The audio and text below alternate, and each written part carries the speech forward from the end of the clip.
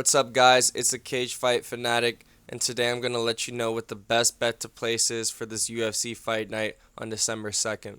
This card is honestly stacked with some interesting fights, very cool matchups, and entertaining fighters. I think that there's some easy money to make.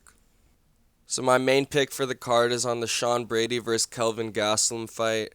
In this matchup, we got Sean Brady, a solid 15-1 wrestler, versus a new-look Kelvin Gastelum fighting at 170 for the first time in a couple years. Although Brady's record looks pretty impressive, he has had a super easy path to the rankings in my opinion and hasn't been truly tested, except of course against Bilal when he got embarrassingly outstruck and then TKO'd.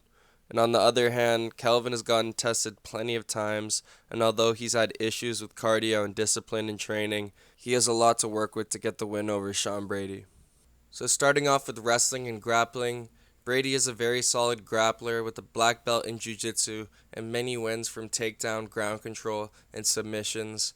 However, Gastelum has proven he is a good enough wrestler at 170 and 185, and I think he will be able to deny many takedowns and eliminate Brady as a threat on the ground. Now moving on to striking. To say Sean Brady has not proven himself as a striker is an understatement. He just came off his first loss where he was TKO'd by Bilal Muhammad, who has pillow hands and hasn't TKO'd anyone in his career before that. And in his fights before Bilal, he was winning through relying heavily on his wrestling. Looking back at his fight with Chiesa, he was outstruck and only had 15 significant strikes in the 3-round fight, with 5 takedowns that secured him the win. Looking at Gastelum, he is and always has been the better striker. In his recent fight against Chris Curtis, he looked fluid, light on his feet. He was bouncing and weaving and picking good shots. I think his head movement is very good for someone his weight. I think him coming down to 170 could make him even more light on his feet. I also think his power coming down is going to be a lot for Brady. Gastelum has always been a really powerful puncher at 170 and 185. This has got to be the cleanest straight punch I've ever seen, bro. That and Usman. Now moving on to number 3, his steel chin. Not only is Gastelum coming back from fighting bigger and stronger guys at 185, he's always been known for having a pretty solid chin. His recovery time is amazing, and even when you think he's rocked, he recovers and continues to press forward. I think there was no real threat of Brady KOing him, but even if he gets some lucky shots off for a combo, I think Gastelum will take them and then give back more. When it comes down to it, I think that Kelvin Gastelum's wrestling is good enough that he could stop Sean Brady from getting takedowns and keep the fight standing and eventually win a striking match by KO or decision. People may have concerns about Gastelum's ability to fight at 170 since he used to always miss weight and Dana basically forced him to fight at 185.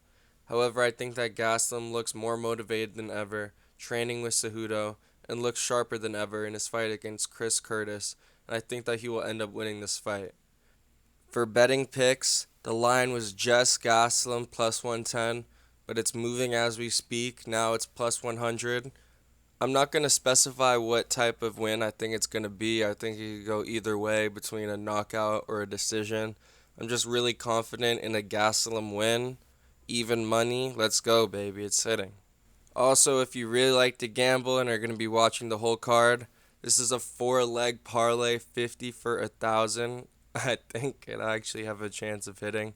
Vanille is kind of sketchy at the end, but the price is way too good. So if you want a fun little parlay like that, definitely run that. And if it hits and you don't bet it, don't be mad. Alright guys, that's the end of the video. I really appreciate it if you made it this far.